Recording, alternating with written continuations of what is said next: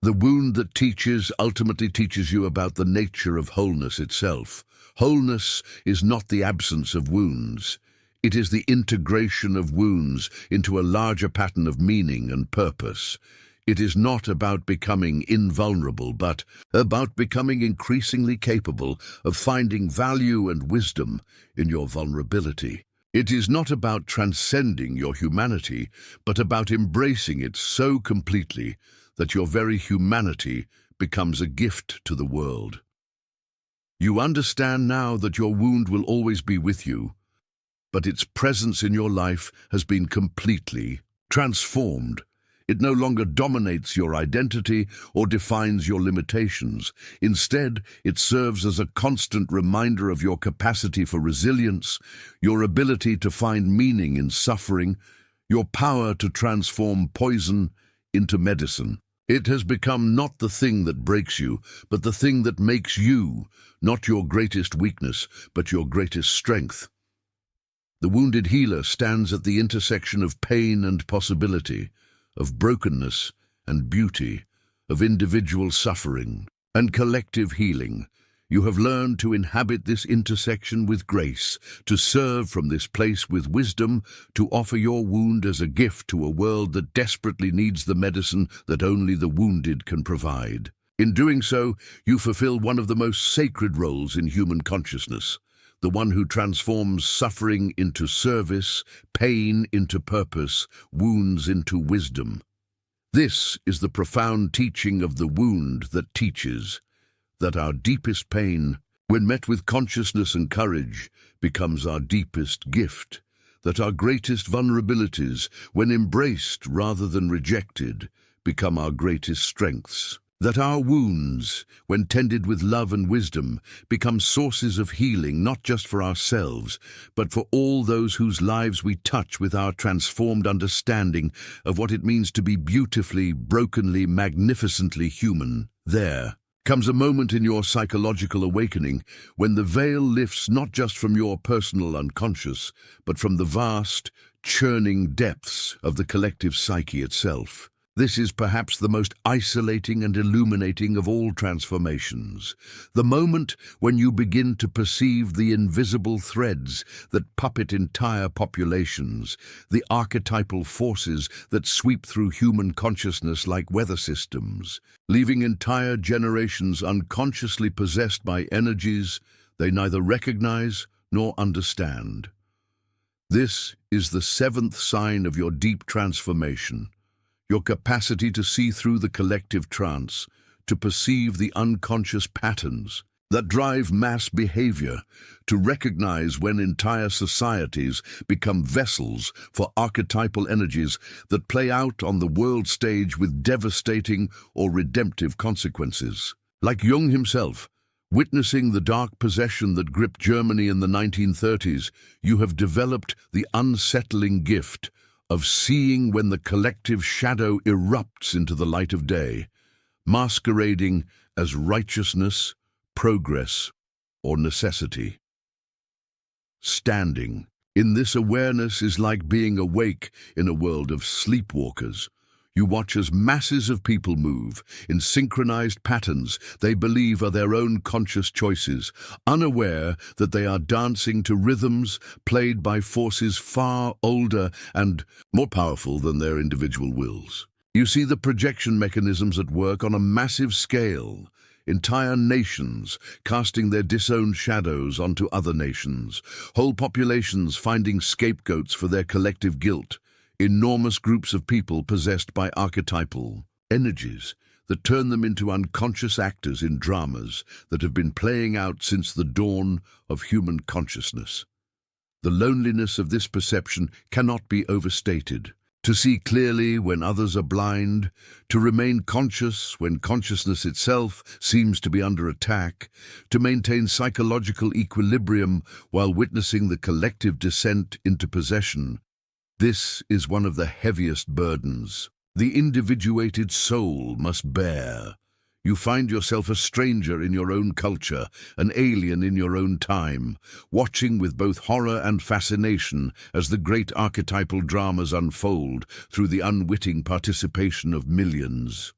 you. Observe how the collective psyche, when under stress, regresses to more primitive levels of functioning. Fear spreads like contagion, reducing complex individuals to members of a frightened herd. Rational discourse gives way to tribal thinking. Nuance disappears in favor of stark polarizations. The capacity for individual reflection vanishes as people lose themselves in the intoxicating power of mass identity. But your perception goes deeper than mere social observation. You see the archetypal underpinnings of these collective movements. You recognize when the Dark Father archetype possesses a political leader, turning them into a vessel for authoritarian control.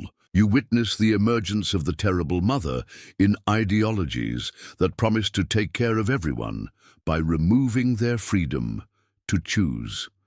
You see the Puer Eternus, the eternal child, manifesting in movements that demand immediate gratification, while rejecting the slow, difficult work of genuine transformation. Most disturbing of all, you perceive how collective shadow projection works on a massive scale. You watch as entire populations split off the dark aspects of their own nature and project them onto designated enemies, other races, other nations, other political parties, other religious groups.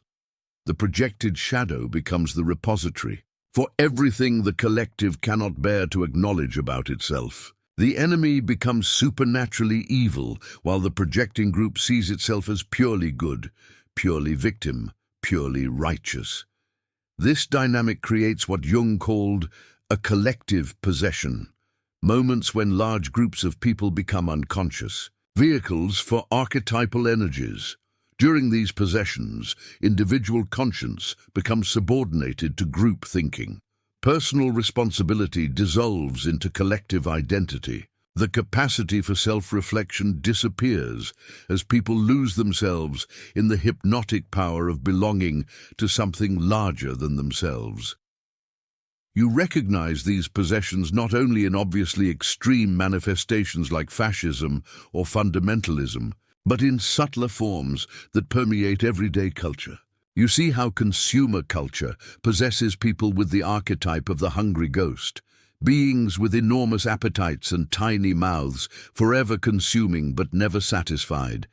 You observe how social media creates possession by the exhibitionist archetype, turning private individuals into performers desperate for validation from invisible audiences.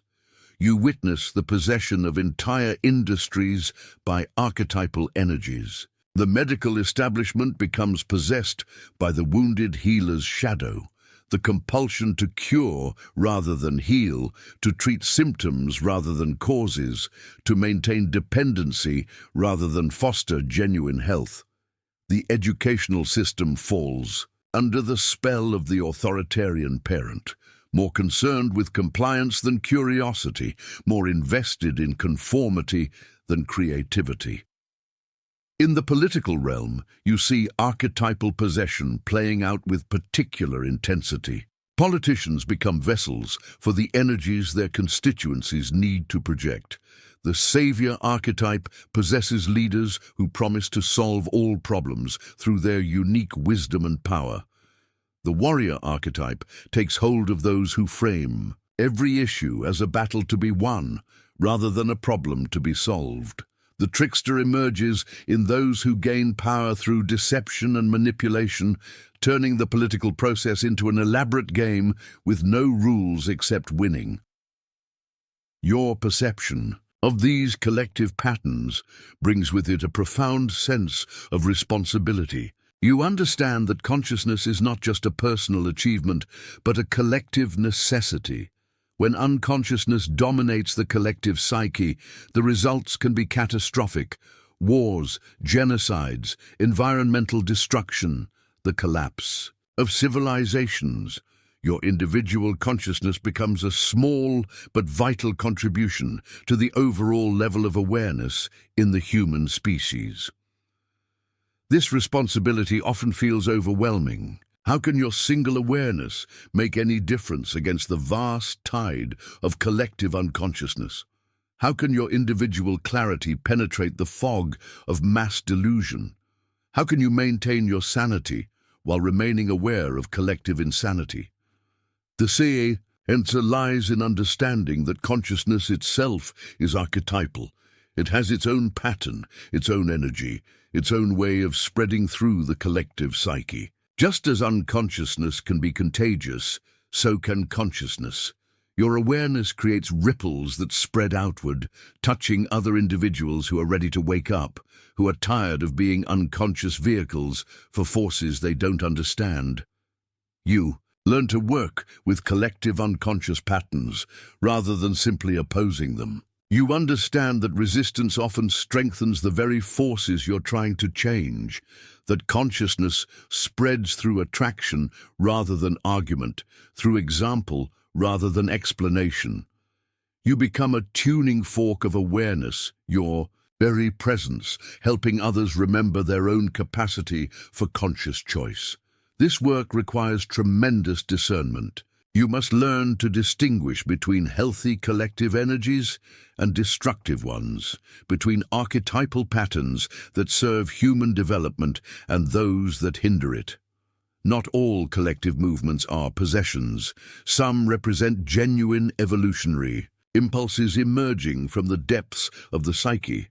The civil rights movement, the environmental movement, the movement toward gender equality. These can be seen as positive archetypal energies seeking expression through human consciousness. Your task becomes learning to support these positive collective movements while maintaining your individual awareness, to participate in necessary social changes without losing yourself in group identity, to contribute to collective healing without becoming unconsciously possessed by even beneficial archetypal energies. You develop what might be called conscious participation in the collective psyche. You engage with mass movements and social trends, but from a place of awareness rather than identification. You can feel the pull of collective energies without being controlled by them. You can understand the archetypal significance of historical events without losing your capacity for individual discernment. This conscious participation often requires you to hold paradoxes that others find impossible to tolerate. You can simultaneously support a cause and critique its shadow manifestations. You can recognize the validity of a movement while remaining aware of its potential for unconscious possession.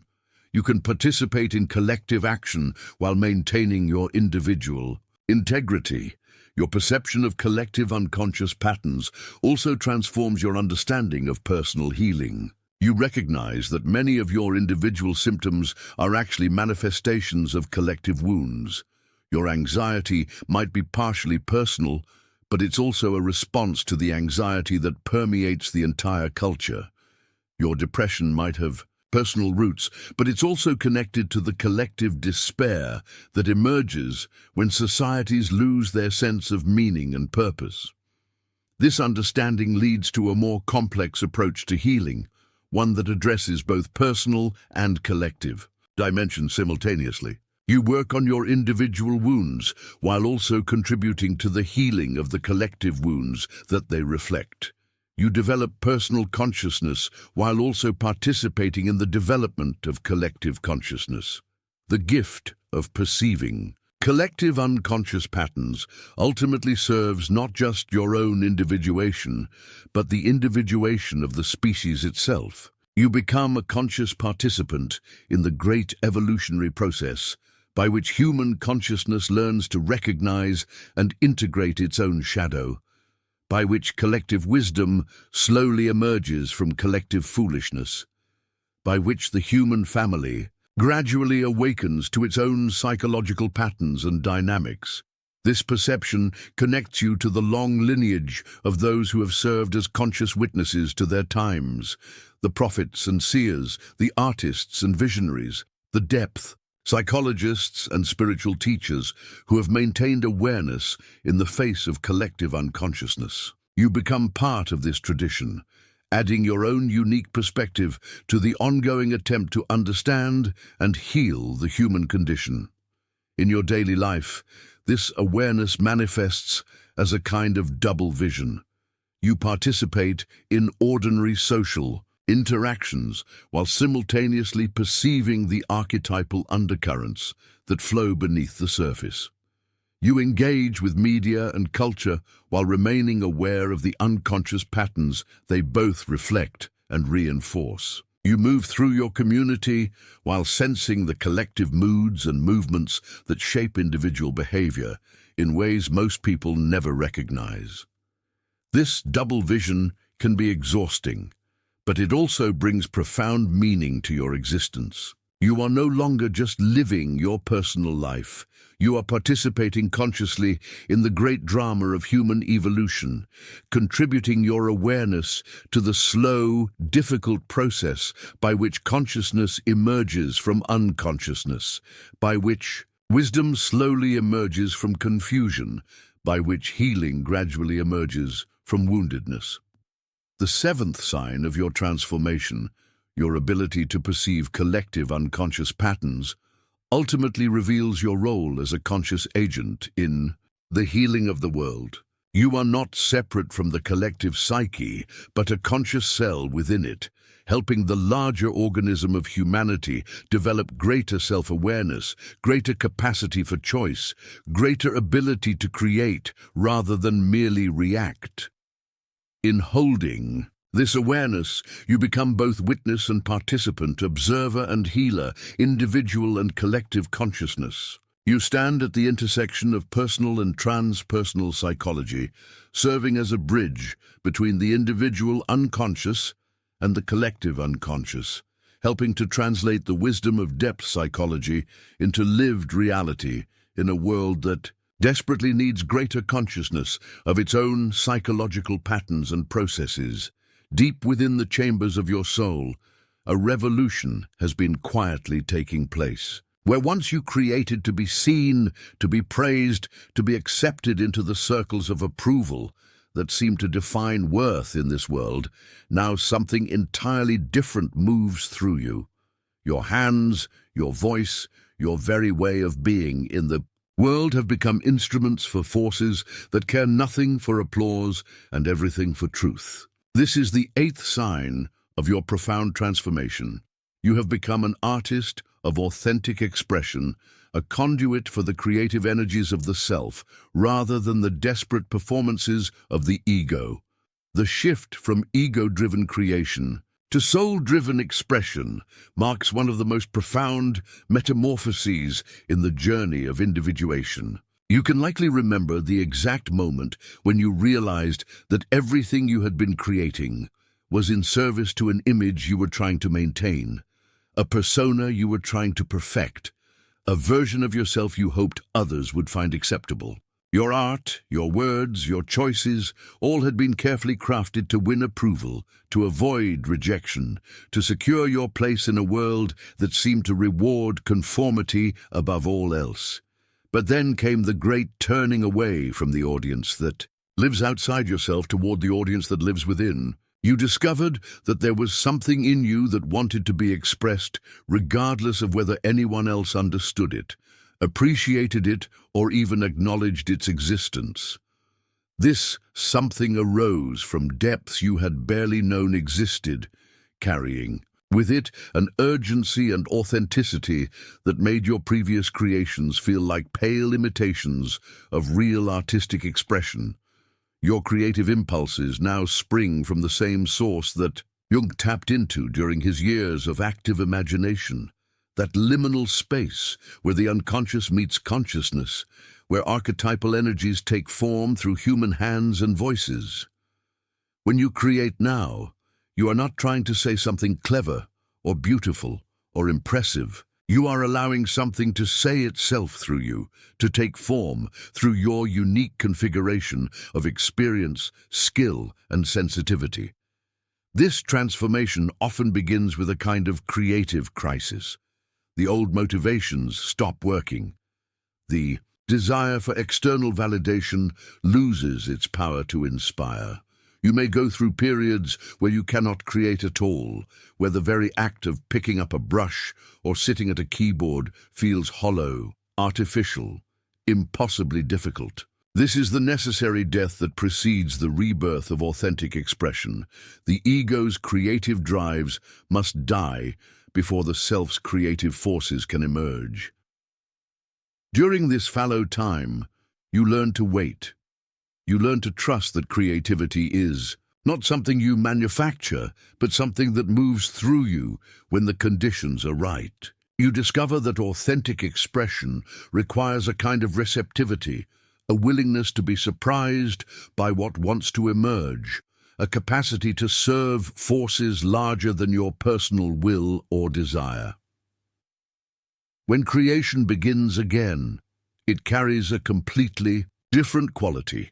Your work becomes numinous, charged with the kind of energy that Jung recognized in genuine psychological material emerging from the unconscious. Others may not understand what you have made, but they sense its power. There is something in your authentic expressions that bypasses the rational mind and speaks directly to the depths of the human psyche, evoking responses that even you cannot fully explain. This authenticity transforms not just what you create, but how you create. You no longer struggle against your limitations, but work with them, recognizing them as the very constraints that give your expression its unique character. Your particular wounds, your specific history, your individual way of seeing. These stop being obstacles to overcome and become the raw materials for something that could never be created by anyone else. You develop what might be called creative integrity, a commitment to expressing what is true for you, regardless of whether it fits current trends, meets market demands, or aligns with others' expectations. This integrity often requires tremendous courage because authentic expression frequently involves revealing aspects of yourself that you have been taught to hide, speaking truths that others prefer not to hear, creating beauty from materials that society considers ugly or inappropriate. The artist of authentic expression learns to trust the creative process even when it leads into unknown territory. You discover that your best work often emerges from your willingness to follow impulses that make no logical sense, to explore themes that seem to have nothing to do with your conscious intentions, to allow your creations to teach you what they want to become, rather than forcing them to conform to your preconceived ideas. Your task becomes learning to support these positive collective movements while maintaining your individual awareness, to participate in necessary social changes without losing yourself in group identity, to contribute to collective healing without becoming unconsciously possessed by even beneficial archetypal energies. You develop what might be called conscious participation in the collective psyche. You engage with mass movements and social trends, but from a place of awareness rather than identification. You can feel the pull of collective energies without being controlled by them. You can understand the archetypal significance of historical events without losing your capacity for individual discernment. This conscious participation often requires you to hold paradoxes that others find impossible to tolerate. You can simultaneously support a cause and critique its shadow manifestations. You can recognize the validity of a movement while remaining aware of its potential for unconscious possession. You can participate in collective action while maintaining your individual integrity. Your perception of collective unconscious patterns also transforms your understanding of personal healing. You recognize that many of your individual symptoms are actually manifestations of collective wounds. Your anxiety might be partially personal, but it's also a response to the anxiety that permeates the entire culture. Your depression might have personal roots, but it's also connected to the collective despair that emerges when societies lose their sense of meaning and purpose. This understanding leads to a more complex approach to healing, one that addresses both personal and collective dimensions simultaneously. You work on your individual wounds while also contributing to the healing of the collective wounds that they reflect. You develop personal consciousness while also participating in the development of collective consciousness. The gift of perceiving. Collective unconscious patterns ultimately serves not just your own individuation, but the individuation of the species itself. You become a conscious participant in the great evolutionary process by which human consciousness learns to recognize and integrate its own shadow, by which collective wisdom slowly emerges from collective foolishness, by which the human family gradually awakens to its own psychological patterns and dynamics. This perception connects you to the long lineage of those who have served as conscious witnesses to their times, the prophets and seers, the artists and visionaries, the depth, psychologists and spiritual teachers who have maintained awareness in the face of collective unconsciousness. You become part of this tradition, adding your own unique perspective to the ongoing attempt to understand and heal the human condition. In your daily life, this awareness manifests as a kind of double vision. You participate in ordinary social interactions while simultaneously perceiving the archetypal undercurrents that flow beneath the surface. You engage with media and culture while remaining aware of the unconscious patterns they both reflect and reinforce. You move through your community while sensing the collective moods and movements that shape individual behavior in ways most people never recognize. This double vision can be exhausting, but it also brings profound meaning to your existence. You are no longer just living your personal life. You are participating consciously in the great drama of human evolution, contributing your awareness to the slow, difficult process by which consciousness emerges from unconsciousness, by which wisdom slowly emerges from confusion, by which healing gradually emerges from woundedness. The seventh sign of your transformation, your ability to perceive collective unconscious patterns, ultimately reveals your role as a conscious agent in the healing of the world. You are not separate from the collective psyche, but a conscious cell within it, helping the larger organism of humanity develop greater self-awareness, greater capacity for choice, greater ability to create rather than merely react. In holding this awareness, you become both witness and participant, observer and healer, individual and collective consciousness. You stand at the intersection of personal and transpersonal psychology, serving as a bridge between the individual unconscious and the collective unconscious, helping to translate the wisdom of depth psychology into lived reality in a world that desperately needs greater consciousness of its own psychological patterns and processes. Deep within the chambers of your soul, a revolution has been quietly taking place. Where once you created to be seen, to be praised, to be accepted into the circles of approval that seem to define worth in this world, now something entirely different moves through you. Your hands, your voice, your very way of being in the world have become instruments for forces that care nothing for applause and everything for truth. This is the eighth sign of your profound transformation. You have become an artist of authentic expression, a conduit for the creative energies of the self, rather than the desperate performances of the ego. The shift from ego-driven creation to soul-driven expression marks one of the most profound metamorphoses in the journey of individuation. You can likely remember the exact moment when you realized that everything you had been creating was in service to an image you were trying to maintain, a persona you were trying to perfect, a version of yourself you hoped others would find acceptable.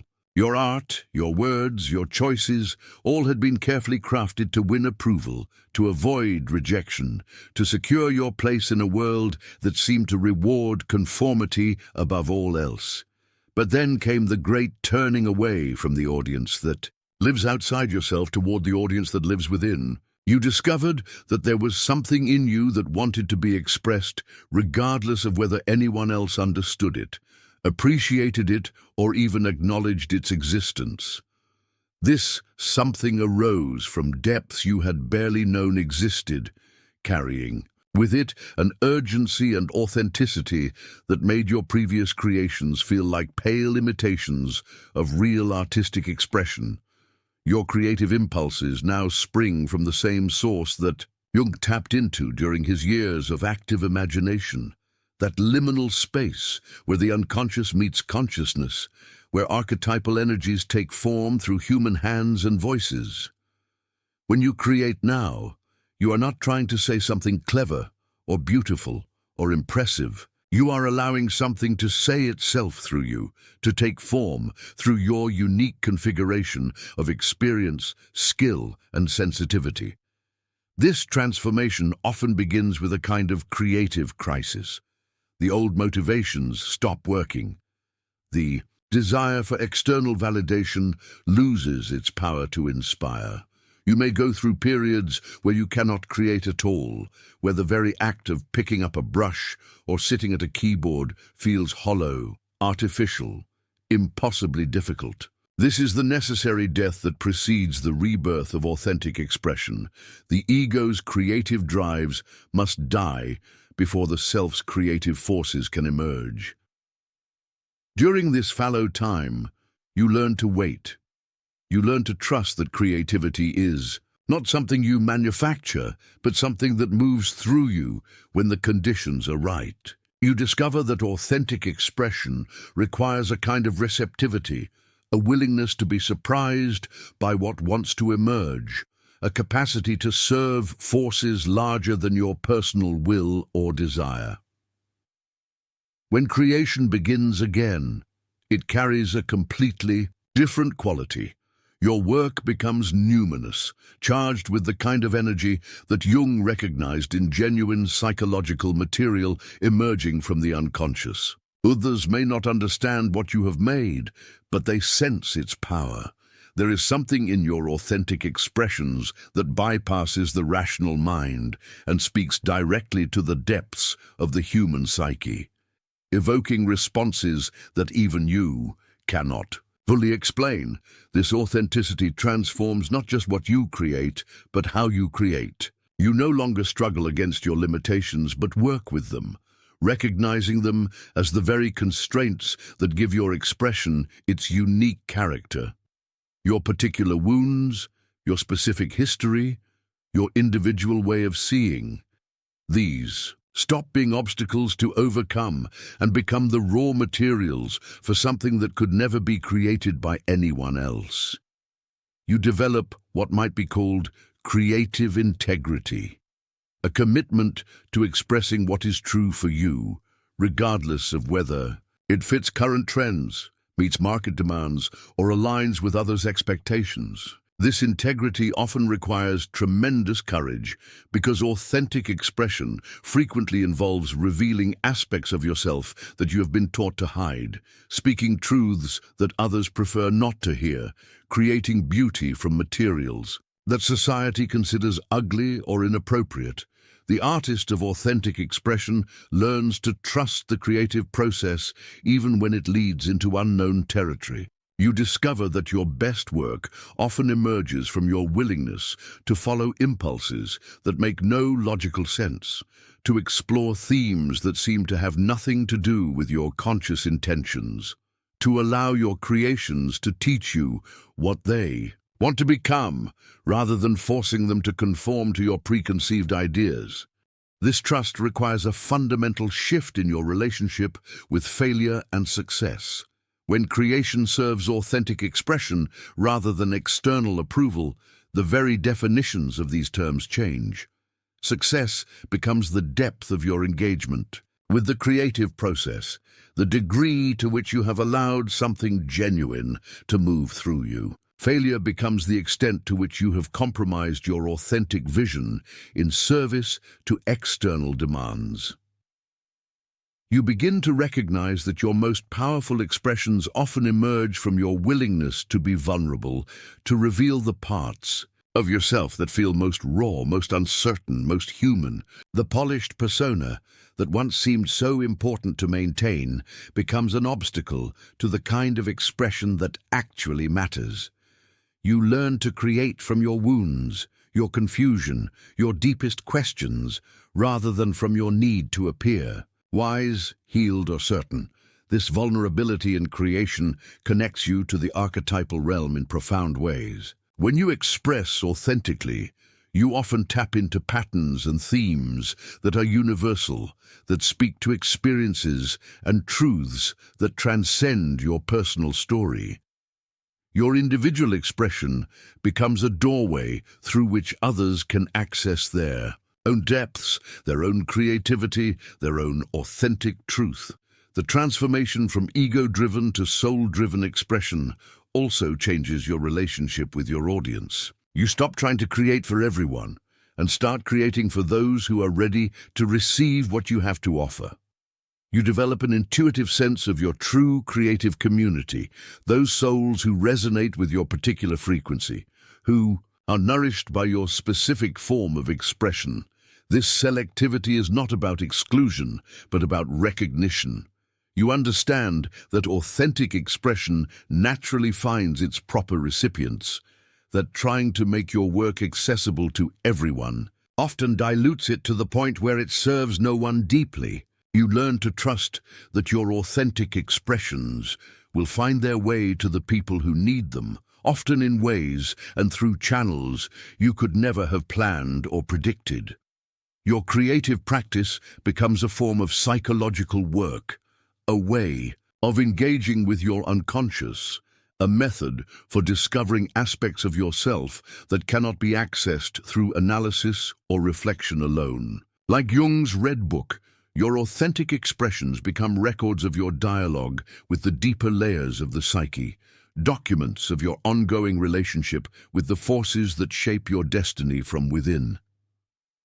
This process often involves creating things that you yourself do not fully understand. You learn to trust expressions that emerge with their own logic, their own necessity, their own reasons for existing.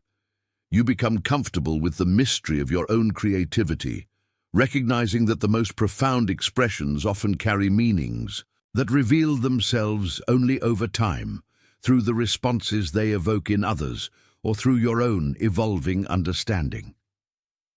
The artist of authentic expression also learns to work with creative cycles, recognizing that periods of intense productivity naturally alternate with times of apparent barrenness. You stop judging these fallow periods as creative failures and start recognizing them as necessary phases of gestation, times when new expressions are forming in the darkness of the unconscious, preparing to emerge when the time is right. Your creative practice becomes sustainable because it is no longer dependent on external validation for its continuation.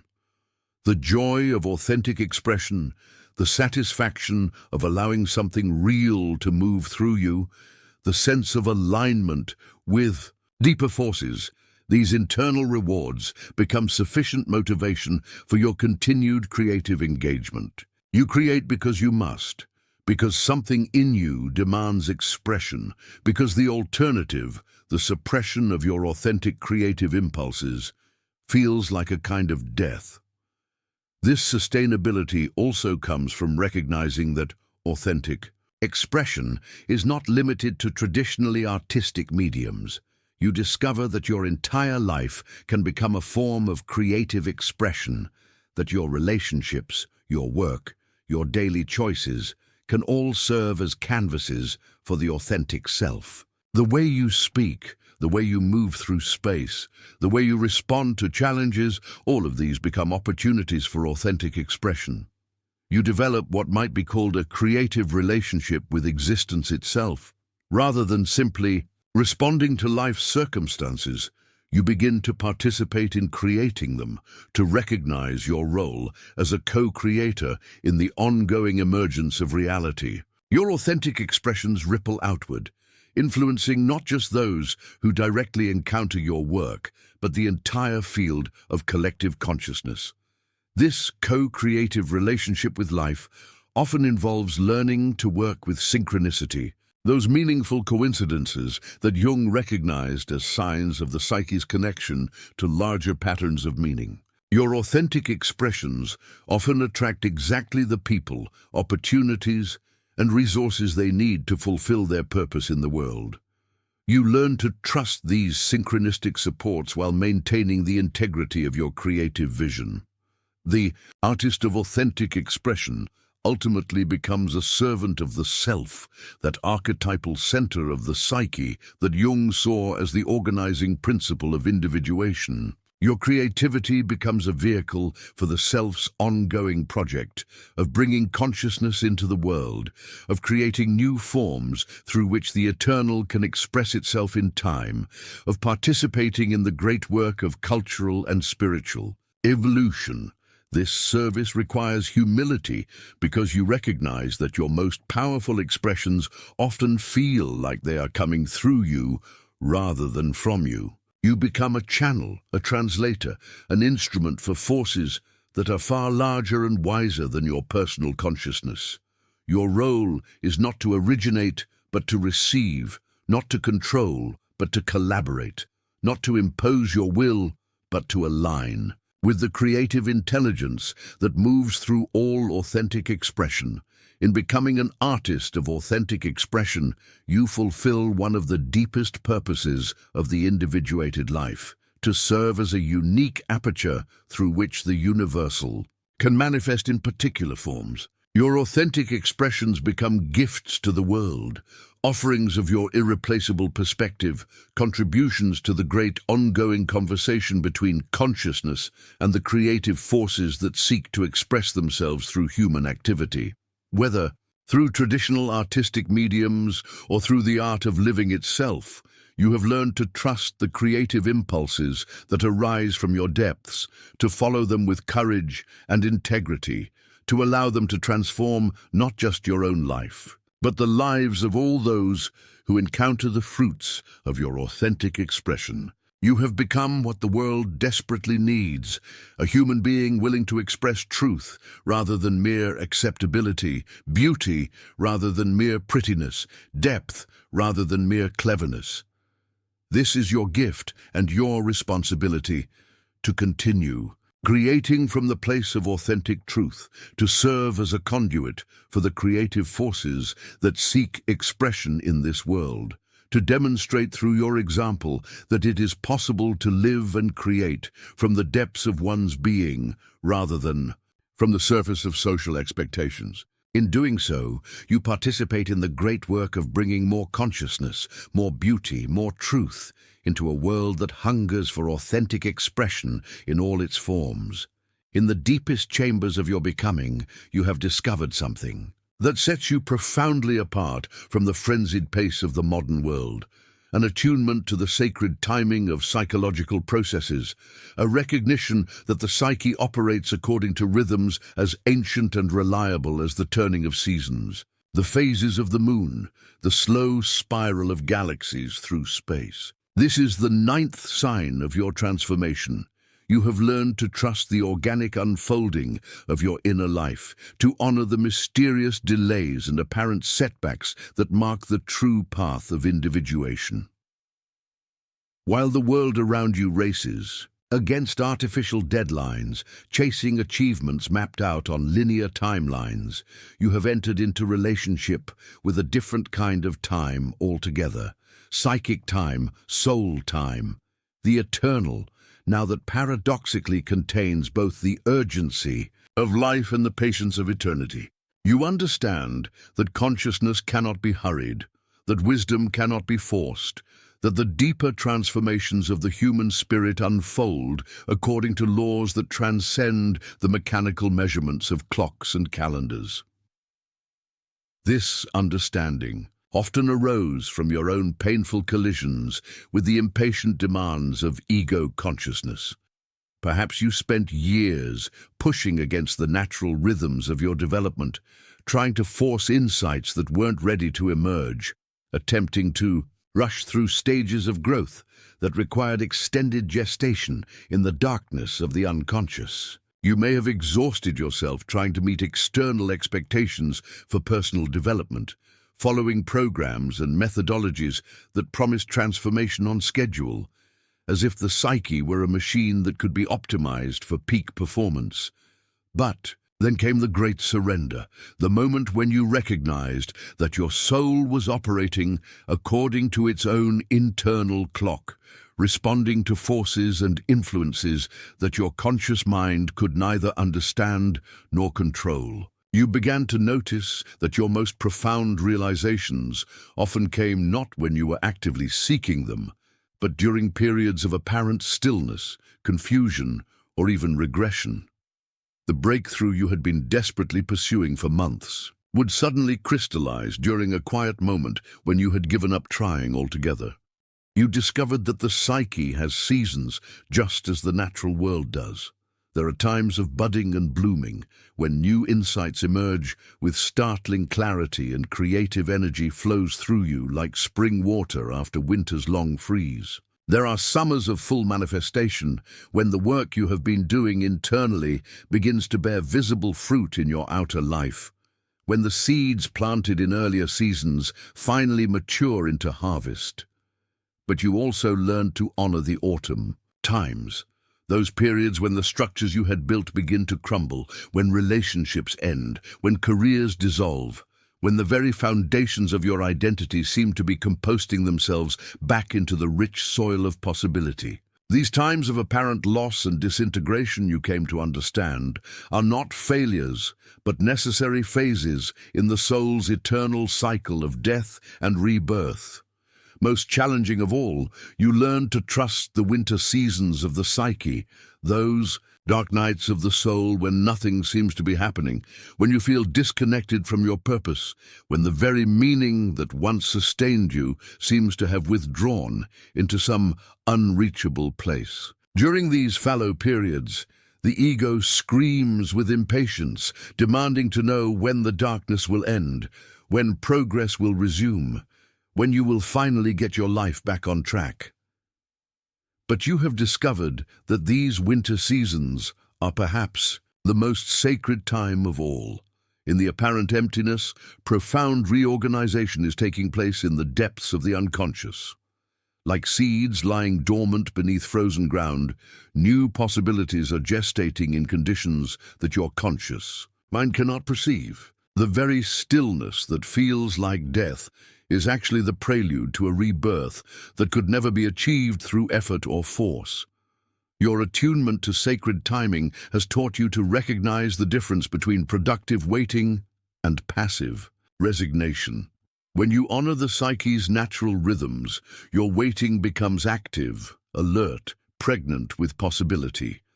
You learn to prepare for the spring that you know will come, even when winter seems endless. You tend the inner soil. You maintain your practices. You keep yourself open to the subtle stirrings that signal the beginning of a new cycle. This trust in divine timing often sets you dramatically apart from a culture obsessed with instant gratification, immediate results, and constant progress.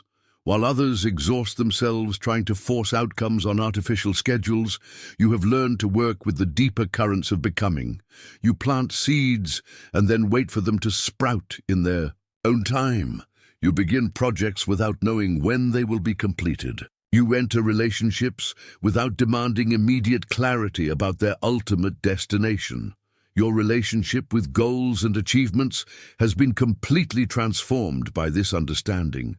You still set intentions and work toward objectives, but you hold them lightly, recognizing that the path to their fulfillment may be nothing like what your conscious mind envisions. You have learned to distinguish between the ego's impatient desires and the soul's deeper purposes, trusting that the latter will unfold according to a wisdom that transcends your limited perspective.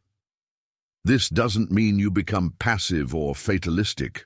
Instead, you develop what might be called active receptivity, a way of engaging with life that combines purposeful action with profound trust in processes beyond your control. You learn to recognize when it's time to push forward, and when it's time to yield, when it's time to plant, and when it's time to harvest, when it's time to speak, and when it's time to remain silent. Your attunement to sacred timing also transforms your understanding of setbacks and failures. What once seemed like evidence that you were on the wrong path now reveals itself as part of the spiral journey of individuation. You recognize that psychological development doesn't follow a straight line, but moves in cycles, circles, and spirals, often requiring you to revisit old patterns and wounds from new levels of awareness. The apparent regression that sometimes accompanies deep inner work no longer terrifies you. You understand that the psyche sometimes needs to deconstruct old structures completely before it can build new ones. That sometimes you must become completely lost before a new sense of direction can emerge from the depths of your being. What looks like going backward is often the soul's way of gathering momentum for a leap forward that couldn't happen any other way. This understanding has profound implications for how you relate to others who are struggling with their own timing. You no longer try to rush friends or family members through their own developmental processes. You stop offering advice designed to speed up their growth and instead learn to offer the rarer gift of patient presence. You become someone who can sit with others in their confusion, their darkness, their not knowing, without needing to fix or solve or hurry them toward resolution. Your trust in sacred timing also affects how you engage with the collective process of cultural and spiritual evolution. You recognize that the changes you long to see in the world, greater consciousness, more compassion, deeper wisdom, are also subject to their own mysterious timing. You work toward these goals while understanding that their manifestation may require generations, that your individual contribution is part of a vast tapestry being woven across time by countless hands. This perspective often brings both relief and responsibility. Relief because you no longer carry the impossible burden of trying to heal the world single-handedly or within your own lifetime. Responsibility because you recognize that your individual development and choices contribute to processes much larger than your personal story. You become a conscious participant in evolutionary currents that extend far beyond your individual existence. The sacred timing of the psyche also reveals itself in your creative work and spiritual practice. You learn to trust the creative impulses that emerge from the depths of the unconscious, even when they don't align with your conscious agenda. You allow projects to gestate for as long as they need. You let inspiration come and go without grasping at it. You develop faith in the creative intelligence that operates through you according to its own schedule. In your spiritual development, you stop trying to force enlightenment experiences or mystical insights. You create conditions that support such experiences through meditation, prayer, contemplation, or whatever practice is called to you. But you release attachment to when or how such experiences might occur. You learn that the most profound spiritual openings often come disguised as ordinary moments, arriving not when you're seeking them, but when you're simply present to what is. Your attunement to sacred timing ultimately teaches you about the nature of trust itself. Not the naive trust that everything will work out exactly as you hope, but the mature trust that whatever unfolds will serve your deeper development in ways you may never fully understand. This trust doesn't eliminate anxiety or uncertainty, but it provides a container within which these difficult emotions can be held and integrated rather than avoided or suppressed. You develop what might be called temporal wisdom, an intuitive understanding of when to act and when to wait, when to hold on and when to let go, when to speak and when to listen. This wisdom cannot be learned from books or teachers, but emerges from your willingness to enter into intimate relationship with the rhythms of your own becoming. Living in attunement to sacred timing requires tremendous courage because it often means swimming against the current of cultural expectations. It means disappointing people who want you to change faster, achieve more quickly, resolve your issues according to their timeline. It means trusting processes that cannot be explained or justified to those who operate exclusively within linear time. But this courage is rewarded with a profound sense of alignment with the deeper currents of existence. When you honor the sacred timing of psychological processes, you find yourself supported by forces far greater than your individual will. Opportunities arise with perfect synchronicity. Resources appear exactly when they're needed. People enter your life precisely when you're ready to receive what they have to offer. This is not magic, but the natural result of aligning yourself with the organic intelligence that orchestrates all of life. When you stop fighting against the natural rhythms of development, you discover that these rhythms carry you forward with greater ease and efficiency than any amount of forcing or striving could achieve. The ninth sign of your transformation, your attunement to sacred timing, ultimately reveals your growing relationship with the self, that archetypal center of the psyche that operates according to wisdom far deeper than ego consciousness. As you learn to trust the timing of psychological processes, you learn to trust the organizing intelligence that guides your individuation from within. This trust becomes a foundation for everything else in your life. It supports your relationships, your work, your creative expression, your spiritual practice. It allows you to engage fully with life while holding lightly to outcomes. It enables you to commit deeply to your path while remaining flexible about its ultimate destination. In honoring the sacred timing of the psyche, you become a living example of what it means to be truly patient. Not passive or resigned, but actively receptive to the intelligence that moves through all authentic development. You demonstrate that it is possible to live with urgency and patience simultaneously, to work toward goals while trusting in timing that transcends personal will. This is perhaps the greatest gift you offer to a world caught in the frenzy of forced progress. The example of what becomes possible when we align ourselves with the deeper rhythms of becoming, when we trust in the sacred timing that governs all genuine transformation. There comes a moment in the soul's journey when the warring factions within finally lay down their arms, not in defeat, but in recognition, not in surrender, but in sacred marriage. You have arrived at this threshold, this holy ground, where opposites no longer oppose, but dance together in the eternal choreography of wholeness, the integration of opposites. This is not merely a psychological concept to be understood intellectually, but a lived reality that transforms the very fabric of your being. It is the alchemical wedding Jung spoke of, where the king and queen of consciousness unite not to destroy their individual natures, but to birth something entirely new, a transcendent third that contains both while being reducible to neither. For so long you lived in the tyranny of either-or, either light or shadow, either strength or vulnerability, either rational or intuitive, either independent or connected. The ego mind demanded you choose sides in a war that was never meant to be fought, forcing you to exile aspects of yourself into the darkness of the unconscious, where they festered and rebelled and eventually demanded their due.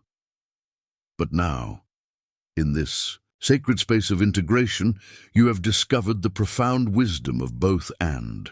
You have learned to hold the tension between opposites without collapsing into one side or the other, without the frantic need to resolve the paradox through elimination. You have become a living embodiment of what Jung called the transcendent function, that mysterious capacity of the psyche to find a third way that honors the truth contained within each polarity.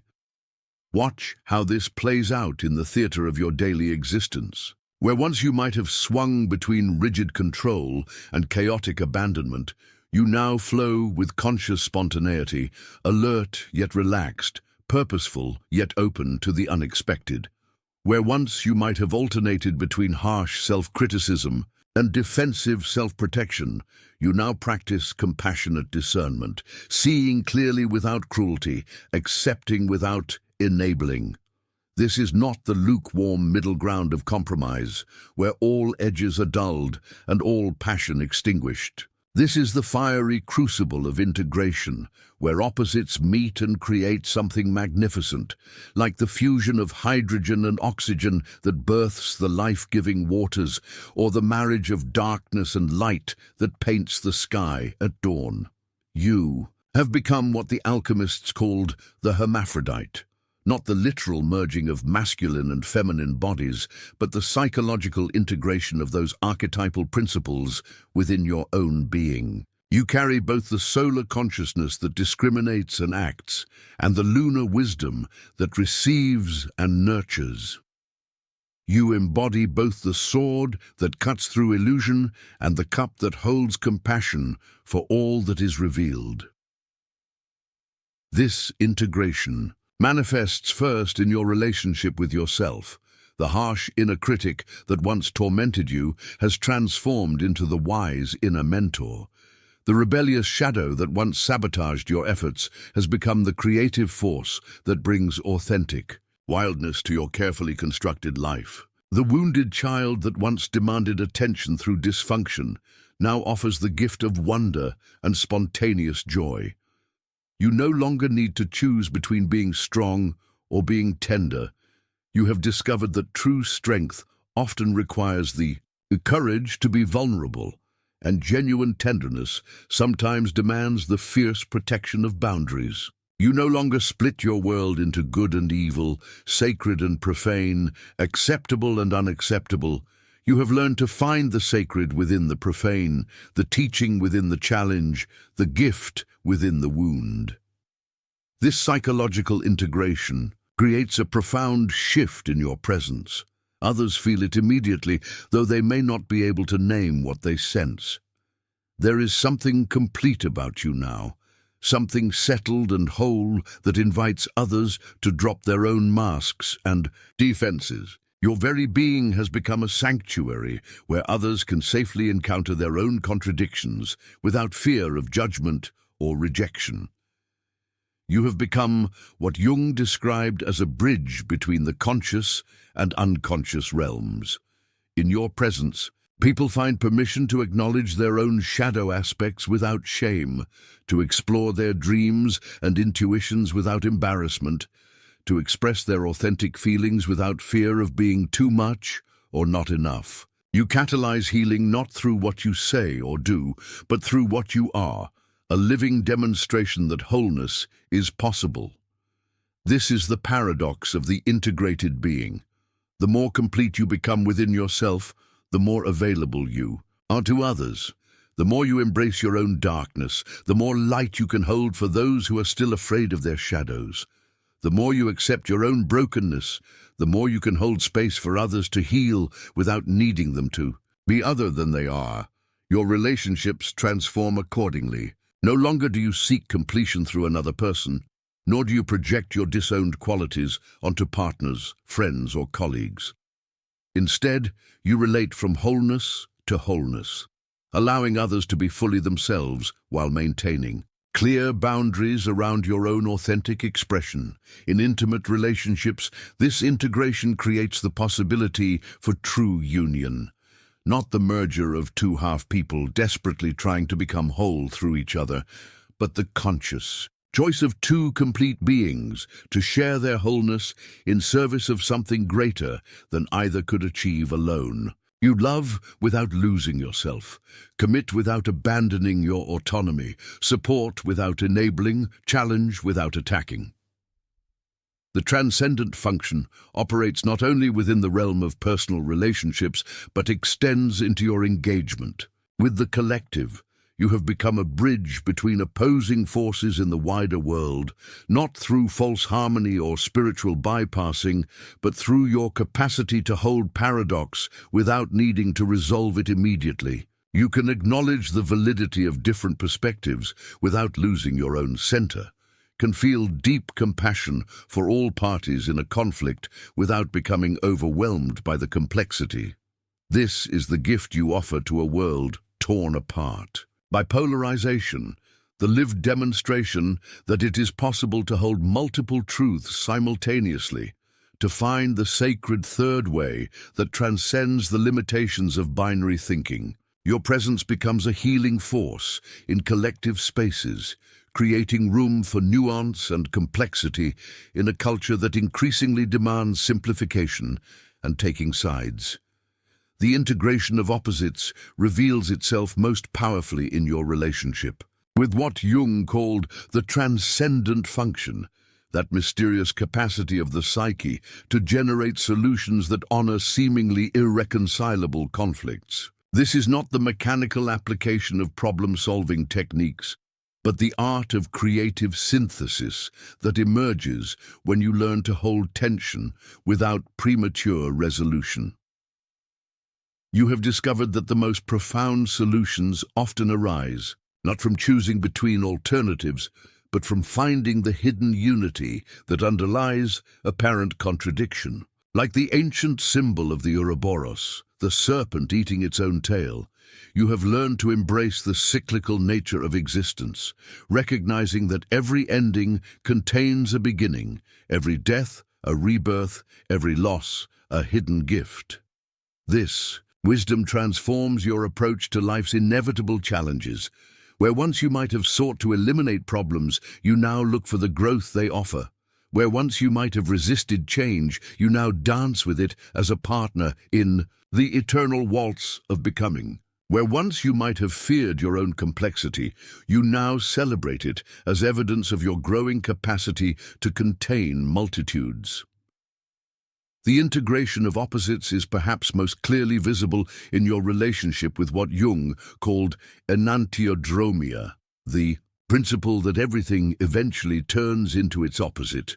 You have learned to recognize this cosmic law not as a source of chaos to be feared, but as a natural rhythm to be honored. When you experience great joy, you do not cling to it desperately, but appreciate it fully while remaining open to the inevitable descent into difficulty. When you face profound challenge, you do not despair, but trust in the hidden seeds of renewal that every ending contains. This understanding frees you from the exhausting attempt to maintain permanent states of happiness, success, or security. Instead, you flow with the natural oscillations of existence, finding stability not in static conditions, but in your capacity to remain centered through all changes. You have become like the mountain that remains unmoved by storms, not because it is rigid, but because it is so deeply rooted that it can bend without breaking. Your creative expression reflects this integration powerfully. No longer do you need to choose between being an artist or a practical person, a visionary or a realist, a spiritual seeker or an engaged citizen. Your creativity emerges from the marriage of all these aspects, producing work that is both beautiful and useful, both inspired and grounded, both personally meaningful and collectively relevant. You create not from the narrow confines of a single identity, but from the vast resource of your integrated being.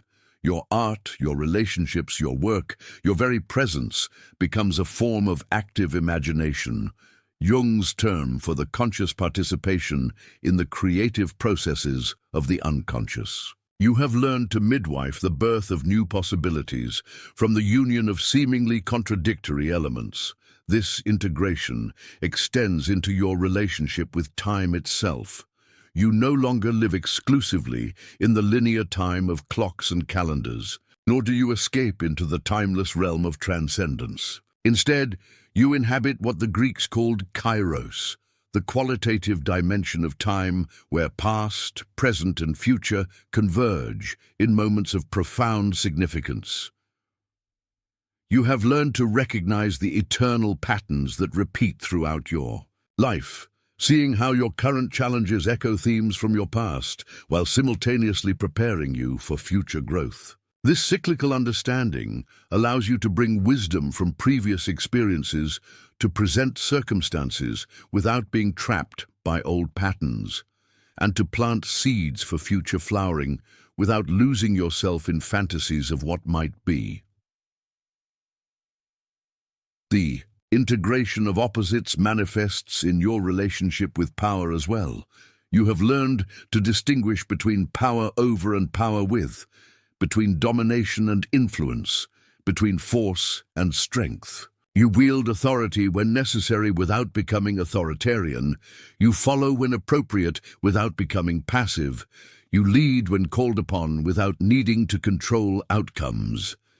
This mature relationship with power allows you to navigate hierarchical structures with grace, honoring appropriate authority while maintaining your own autonomy, challenging injustice without becoming reactive, supporting others without enabling dependence. You have become what Jung called a cultural creative, someone who can work within existing systems while simultaneously transforming them through the power of integrated consciousness.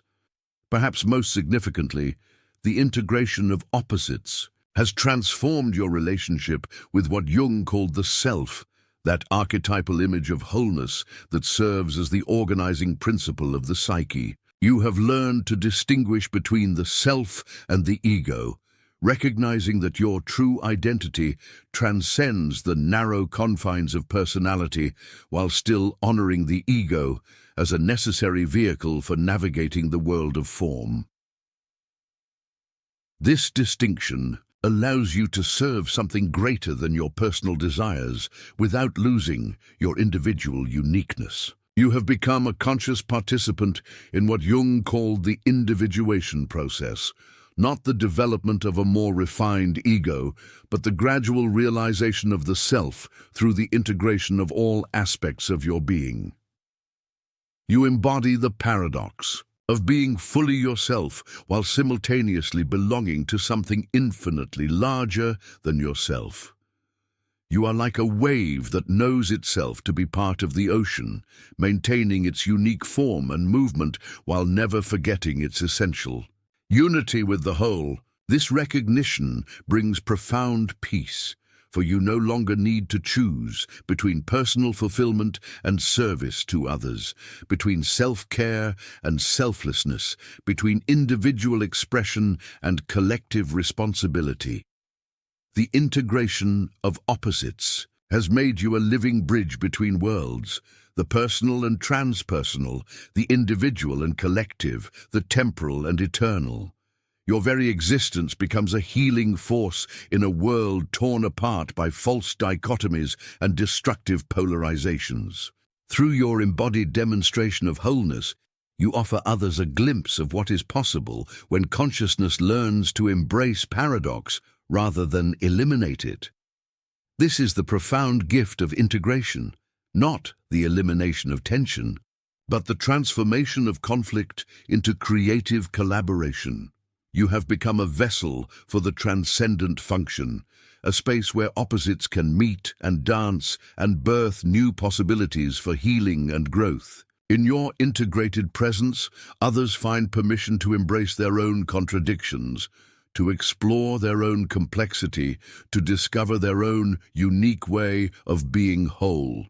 You are the living proof that the human psyche is not doomed to eternal conflict between its various aspects, but capable of extraordinary synthesis and creative resolution. Through your example, you demonstrate that consciousness can learn to hold multiple truths simultaneously, that the heart can expand to embrace all aspects of experience, that the soul can find its way home to wholeness despite the apparent fragmentation of modern life. This is your gift to the world, not perfection, but integration, not the elimination of shadow, but the conscious relationship with darkness, not the transcendence of human nature, but the full embrace of what it means to be magnificently, paradoxically, completely human. There is a frequency that emanates from those who have found their way home to themselves, a subtle vibration that speaks without words, teaches without instruction, and transforms without force. You have become a tuning fork for this sacred resonance, this frequency of individuation that Jung recognized as the deepest calling of the human soul. This is not the frequency of perfection, for perfection belongs to the realm of mechanical precision, and you have learned that the soul's journey is far more organic, far more alive than any machine could ever be. This is the frequency of authenticity, raw, unfiltered, sometimes beautiful, sometimes difficult, but always real. It is the sound of a life that has stopped apologizing for its own existence and begun celebrating the unique note it contributes to the cosmic symphony. You resonate now with what Jung called the self, not the small self of everyday personality, but the archetypal self that serves as the organizing principle of your entire being. This self is not something you possess, but something you serve, not something you achieve, but something you become. It is the deepest pattern of your individuality, the unique way that universal consciousness expresses itself through the particular vessel of your life. This frequency of individuation cannot be faked or manufactured. It emerges only from the deep work of psychological development, from the courage to face your own darkness, from the willingness to question everything you thought you knew about yourself and the world. It is the reward for those who have dared to descend into their own underworld and return with treasures that cannot be bought or sold, only lived and embodied. Listen closely, and you will hear it in the way you speak, not the words themselves, but the quality of presence behind them. There is a groundedness there, a rootedness that comes from having found your own center of gravity. You no longer need to borrow authority from external sources, no longer need to quote others to validate your own insights. You have discovered the inner authority that comes from deep self-knowledge, from the hard-won wisdom of your own experience. This inner authority is not the brittle arrogance of the inflated ego, but the quiet confidence of someone who has made peace with their own limitations and learned to work creatively within them. You know what you know, and you know what you don't know, and you have learned to be comfortable in both states. This humility, paradoxically, gives you tremendous power, the power to influence without manipulating, to lead without dominating, to teach without preaching. Your life has become what Jung called a unique expression of archetypal patterns, a singular variation on the universal themes that have echoed through human consciousness since the beginning of time. You are the hero of your own journey, but you understand that this heroism is not about conquering external enemies or achieving worldly success. It is about the far more subtle and profound task of becoming who you truly are, beneath all the layers of conditioning and expectation. You carry within you the archetype of the wise old man or woman, not because you have lived a certain number of years, but because you have learned to listen to the voice of wisdom that speaks from the depths of your own being. You embody the archetype of the magician, not because you can perform supernatural feats, but because you have learned to transform lead into gold within the laboratory of your own consciousness.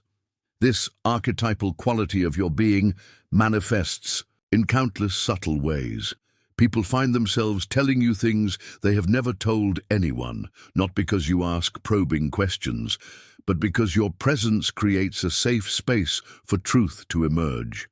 Children and animals are drawn to you, instinctively, sensing the authentic humanity that radiates from your being. Strangers find themselves opening up in your presence, as if your own authenticity gives them permission to drop their masks and reveal their true faces. The frequency of individuation carries with it a profound understanding of what Jung meant when he spoke of spiritual maturity. You have learned that true spiritual development is not about transcending the human condition, but about fully embodying it with consciousness. You do not seek to escape the challenges of earthly existence, but to meet them with ever deeper levels of awareness and compassion. This understanding sets you apart from those who mistake spiritual bypassing for spiritual development, who use meditation and philosophy as ways to avoid the messy complexity of human relationships and emotions. You have learned that the divine is not found by escaping the human, but by diving so deeply into your humanity that you discover the sacred at its core. Your spiritual practice, whatever form it takes, is no longer about achieving special states or accumulating mystical experiences. It has become a way of staying connected to the source of your being, a daily remembering of who you are beneath all the roles and responsibilities that fill your days. You pray not to get something from the divine, but to give something back, to offer your unique gifts in service of the greater whole. This frequency of individuation sometimes disturbs those who are still caught in what Jung called collective identification, the unconscious adoption of mass attitudes and values without personal discrimination. Your very presence can be unsettling to those who have built their identity around conformity, who find security in blending into the crowd and thinking the thoughts that everyone else thinks. You have learned not to take this disturbance personally, understanding that it is often a sign that you are touching something true, something that threatens the false security of collective unconsciousness. Like Socrates, whose questions disturbed the comfortable assumptions of his contemporaries, your authenticity can be a mirror that reflects back to others their own unlived lives, their own unfulfilled potential. Yet this same frequency that sometimes disturbs also deeply attracts those who are ready for their own journey of individuation. You become a beacon for others who are beginning to question the collective assumptions, who are starting to feel the stirring of their own authentic self beneath the layers of social conditioning. Your example gives them courage to begin their own descent into the depths, their own exploration of what it means to be truly themselves. This is the paradox of the individuated being. The more uniquely yourself you become, the more universally accessible you are to others. The more you embody your own particular truth, the more you touch the universal truths that resonate in every human heart. Your specificity becomes a gateway to the archetypal. Your personal journey becomes a map that others can follow while still finding their own way. The frequency of individuation manifests in your relationship with time and eternity. You have learned to live simultaneously in the temporal world of clocks and calendars and the eternal realm of mythic time. Your daily activities are infused with a sense of sacred purpose, not because you have achieved some special status, but because you have learned to recognize the eternal patterns that play out through the most ordinary moments. You understand that your life is both utterly unique and completely archetypal, both deeply personal and universally significant. This understanding allows you to take your own journey seriously without taking yourself too seriously, to recognize the importance of your individual development while remaining humble before the mystery of existence. This frequency carries with it a deep acceptance of paradox and contradiction. You have learned to hold opposing truths simultaneously without needing to resolve them into some artificial harmony. You can be both strong and vulnerable, both independent and interdependent, both deeply rooted in your own truth and completely open to learning from others. This comfort with paradox extends to your understanding of your own nature. You know yourself to be both limited and unlimited, both human and divine, both individual and part of something infinitely larger than yourself. This paradoxical self-knowledge gives you a profound sense of both humility and dignity, both groundedness and transcendence. The frequency of individuation reveals itself in your creative expression. Whatever form your creativity takes, whether in art, relationships, work, or simply in the way you live your daily life, it carries the unmistakable signature of your authentic being. You create not to impress others or to achieve external recognition, but because creativity is the natural expression of a life that has found its own center. Your creative work becomes a form of what Jung called active imagination, a conscious participation in the creative processes of the unconscious. You learn to trust the images and insights that arise from the depths of your being, to give them form and expression without needing to understand them intellectually. Your creativity becomes a bridge between the personal and transpersonal, the individual and collective, the human and divine. This frequency of individuation affects your relationship with death and mortality in profound ways. You have learned to live with the constant awareness of your own finitude, but this awareness does not fill you with fear or despair. Instead, it gives urgency and poignancy to every moment, every relationship, every choice. You understand that your time here is limited, and this understanding makes each day precious beyond measure. Yet simultaneously, you have touched something in yourself that transcends the boundaries of individual existence. Through your journey of individuation, you have discovered that your deepest identity is not contained within the walls of your personality, but participates in the eternal patterns that give meaning to all existence. This recognition brings a profound peace, a sense of already being home in the deepest sense. The frequency of individuation manifests in your relationship with suffering and joy. You have learned that both are necessary threads in the tapestry of a complete life, that attempting to have one without the other leads to a kind of spiritual and emotional poverty. You welcome joy when it comes without grasping after it, and you meet suffering when it arrives without running away from it.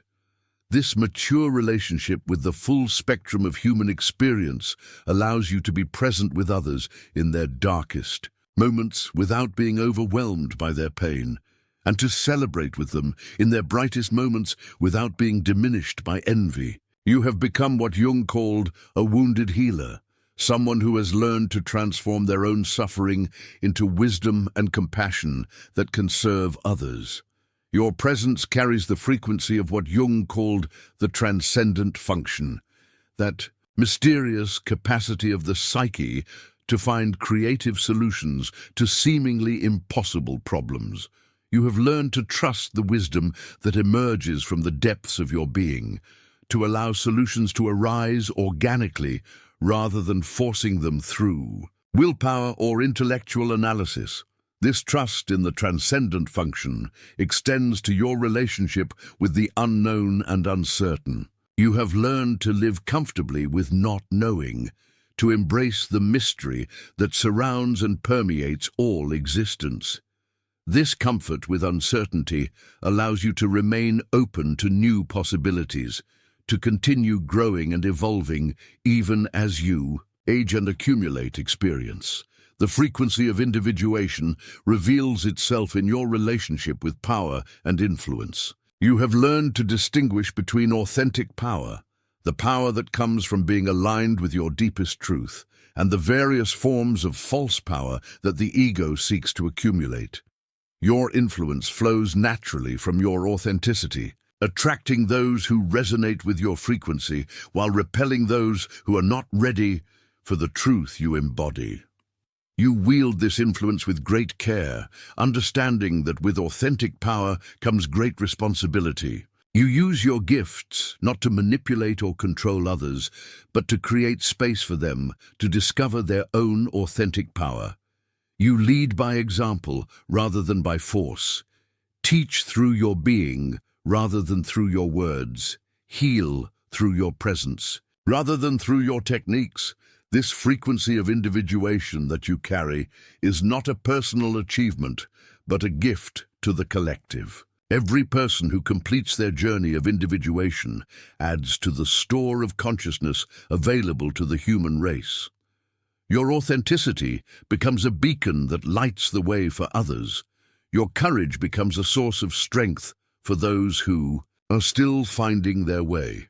You understand that your individual development is not separate from the development of the collective, but intimately connected to it. The more fully you become yourself, the more you contribute to the evolution of human consciousness. Your personal journey of individuation becomes a gift to future generations, a small but significant contribution to the great work of helping humanity grow toward greater awareness and compassion.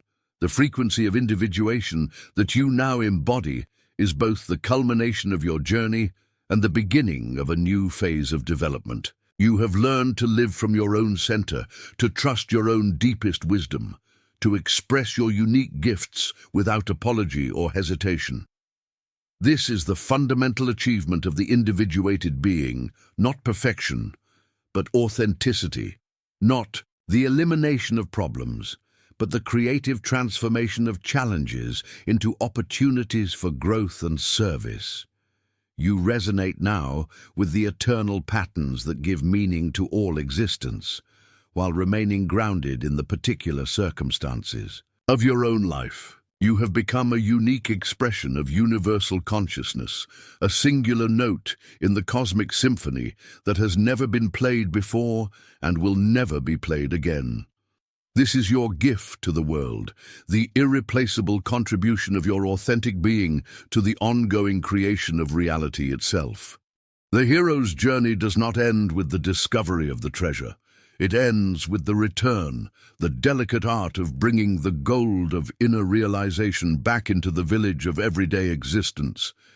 You have descended into the depths of your own being, faced the dragons of your shadow, retrieved the elixir of authentic selfhood, and now you must learn the most challenging task of all, how to live this profound frequency in a world that often cannot understand what you have become. This is the return that every mythology speaks of, not as triumphant conquest, but as tender integration. The Buddha returning from under the Bodhi tree to teach in the marketplace. Christ returning from the wilderness to minister among ordinary people. The shaman returning from the spirit world to heal within the community. You carry within you now the same sacred burden, how to embody transcendence while remaining utterly, compassionately human. The frequency you now carry cannot be hidden, try as you might. It emanates from your very being like light from a flame, affecting everyone who comes into your presence, whether they are conscious of it or not. Some will be drawn to this light like moths to illumination, sensing in you something they long for but cannot name. Others will retreat from it instinctively, feeling exposed or uncomfortable in ways they cannot articulate. This is the paradox of your return. The very authenticity that could heal the world often threatens those who are still hiding from themselves. You must learn to navigate this delicate territory with the wisdom of the serpent and the innocence of the dove. Your frequency is not a weapon to be wielded against the unconscious, nor a badge of superiority to be displayed for validation. It is a gift to be offered gently, without expectation, like seeds scattered on the wind, with no attachment to where they might take root. The world you return to has not changed, you have. The same dramas play out in offices and families, the same patterns of projection and reaction cycle through communities and nations. But now you see these patterns with different eyes, feel them with a different heart. Where once you might have been triggered into reactivity, you now experience a deeper kind of response, one that arises from your center rather than your wounds. This does not mean you have become immune to pain or unaffected by suffering. Rather, you have learned to hold pain without being defined by it, to feel suffering without being overwhelmed by it. You have discovered that compassion is not the absence of boundaries, but the presence of conscious choice about how and when to engage with the suffering of others. Your relationships transform in ways both subtle and profound.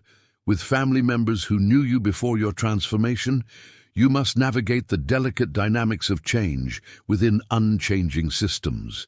They may resist your evolution, sensing that your growth somehow challenges their own stagnation. You learn to love them without needing them to understand you, to honor their journey without abandoning your own path.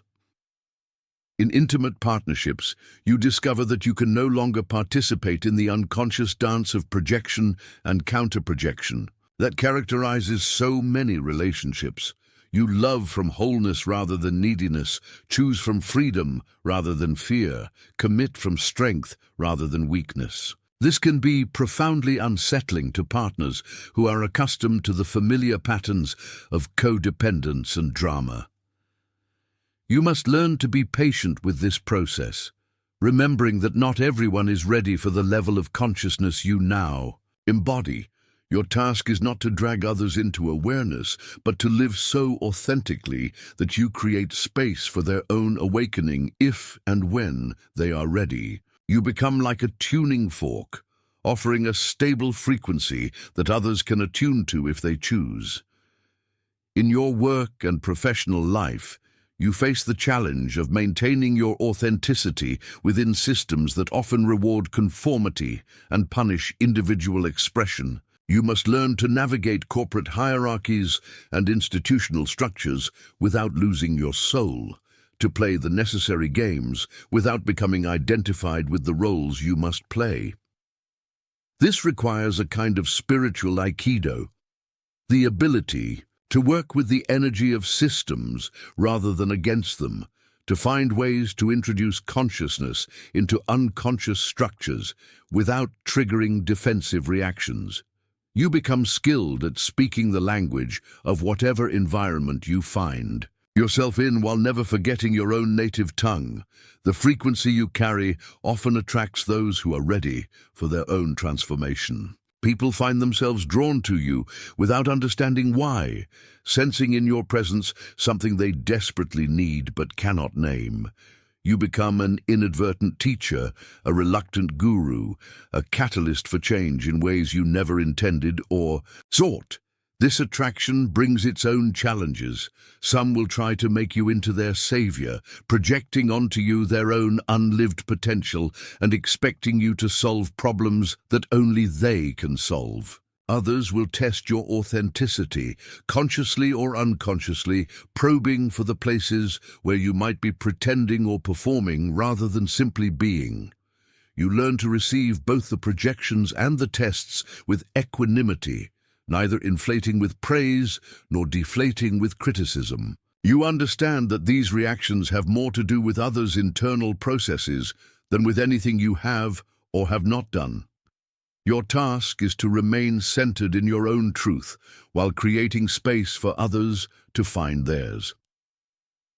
The living of this frequency requires constant discernment.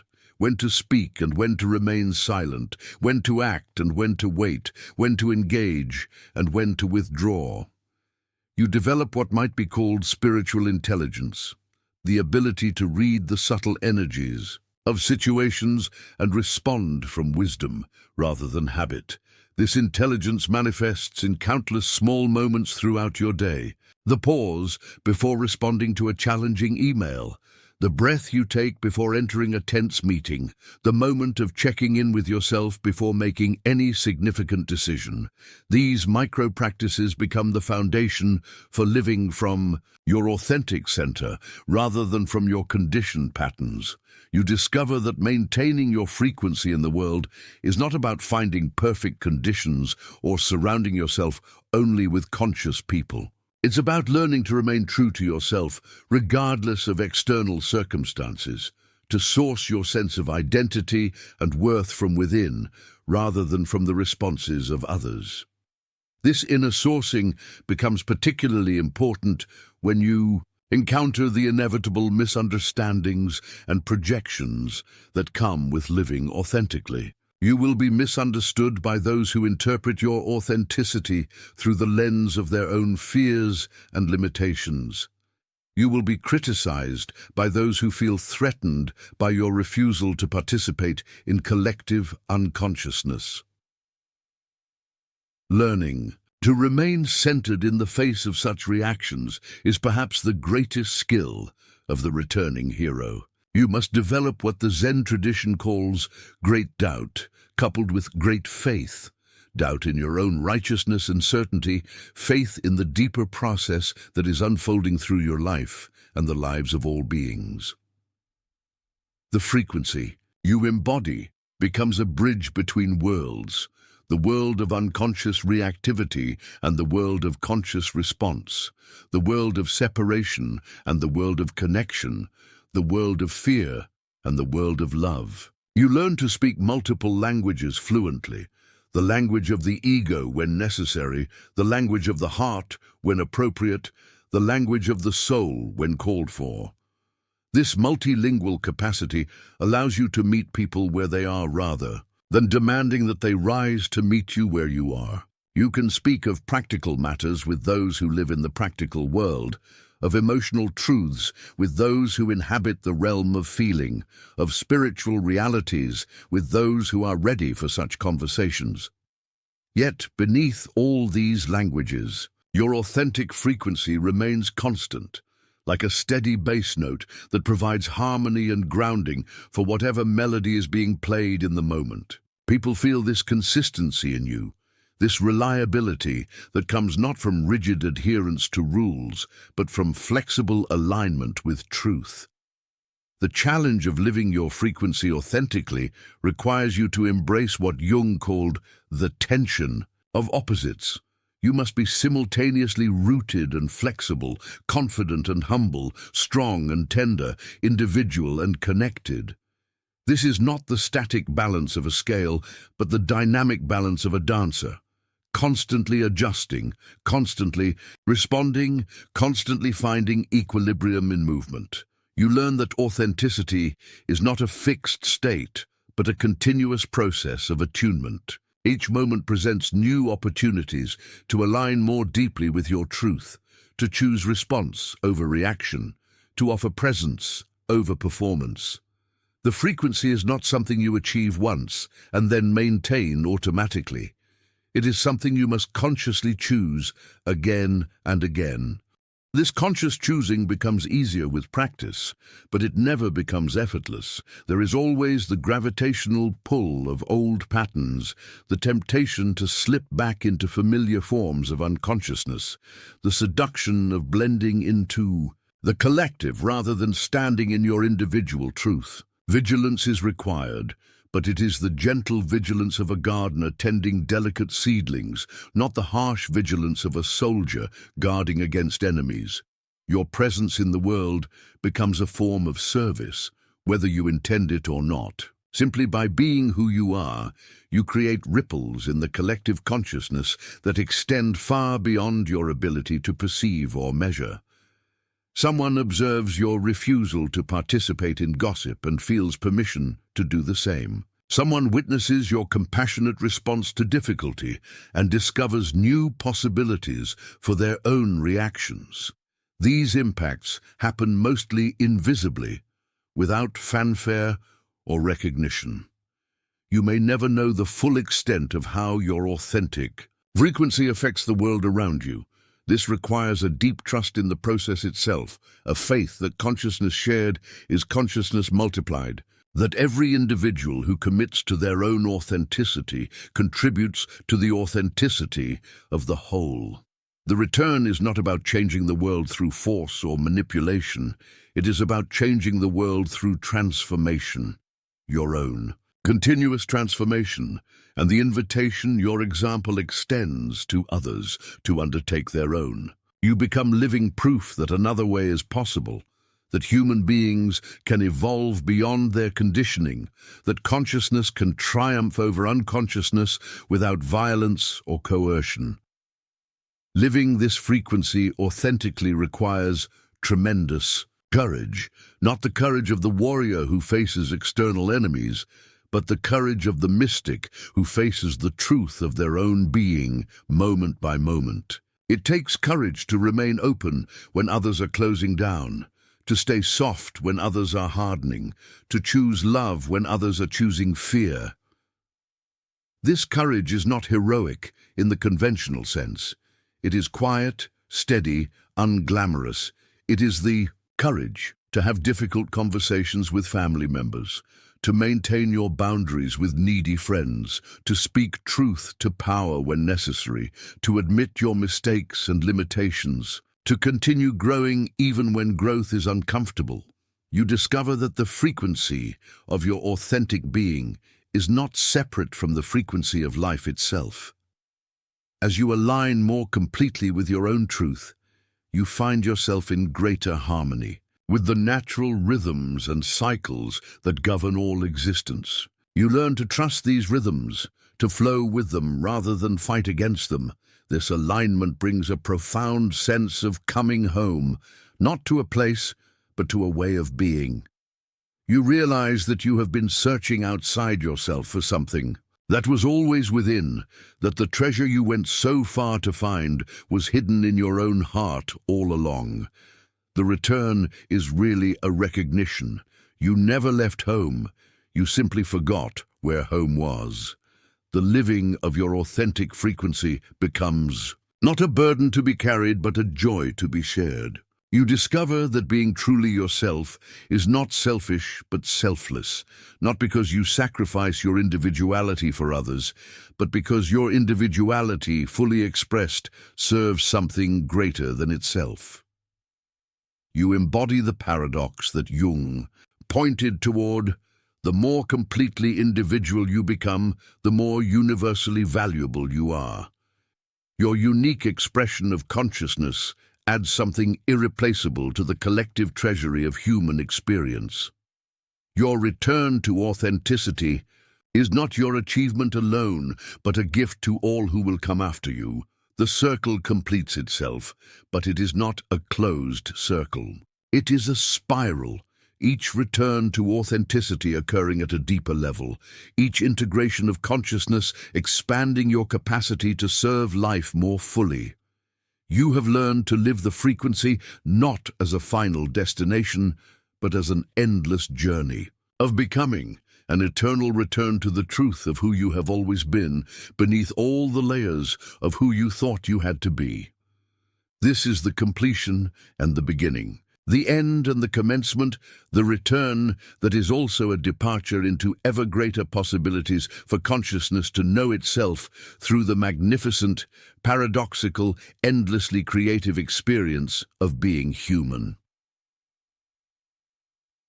YouTube video description. In this profound exploration of consciousness and authentic being, we journey into the heart of Carl Jung's understanding of individuation, the sacred process of becoming who you truly are beneath all the layers of who you thought you had to be. This isn't merely philosophical theory, it's a lived experience of discovering that your authentic frequency harmonizes perfectly with the deeper rhythms of existence itself.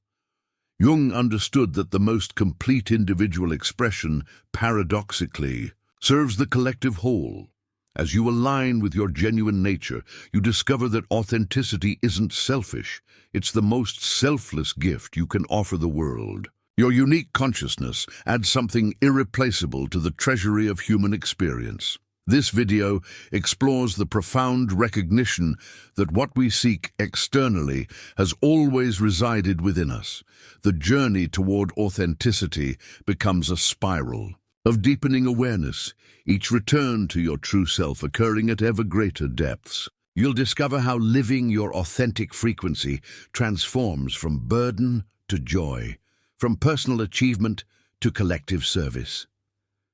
The path of individuation is both completion and beginning, an eternal return to the truth of who you've always been, beneath all conditioning and expectation. This is Jung's gift to us, the understanding that becoming fully yourself is not the end of the journey, but its endless, magnificent beginning. What resonates most deeply with your own journey toward authenticity? Share your reflections below. Your insights contribute to our collective understanding of this profound human process. Hashtags: Carl Jung, Individuation, Authentic Self, Jungian Psychology, Consciousness, Evolution, Self-Realization, Depth, Psychology, Personal Transformation, Analytical Psychology, Inner Work, Psychological Development, Self-Actualization, Mindful Awareness, spiritual psychology, human potential,